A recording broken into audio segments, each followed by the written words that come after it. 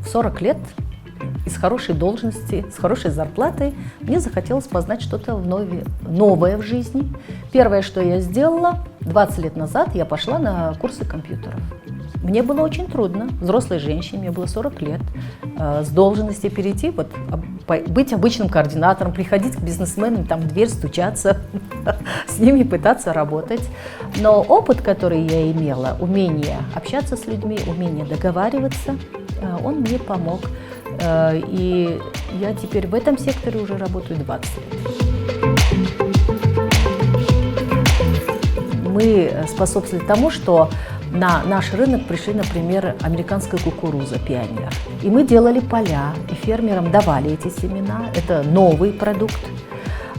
И на юге почему-то эта кукуруза не прижилась, а на севере все очень заинтересовались. И сегодня эти семена настолько распространились, что и на Иссык-Куле сегодня, отдыхая, вы едите эту сладкую кукурузу.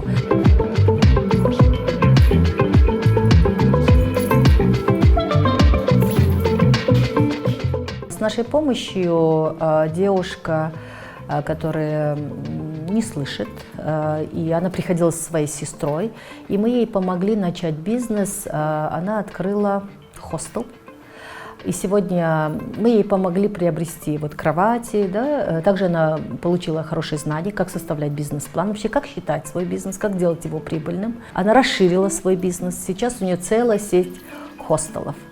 И таких примеров много.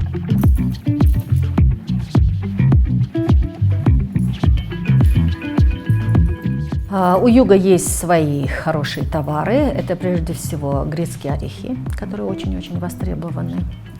Также сухофрукты. Это абрикос. И я думаю, что у юга есть потенциал развития тепличных хозяйств. Кыргызстан, у него мелкие товаропроизводители, фермеры обладают полгектара земли. Они со своим полгектаром совершенно не конкурентны. Надо производить то, что стоит дорого. Раз мы производим мало, то это должно быть с высокой ценой.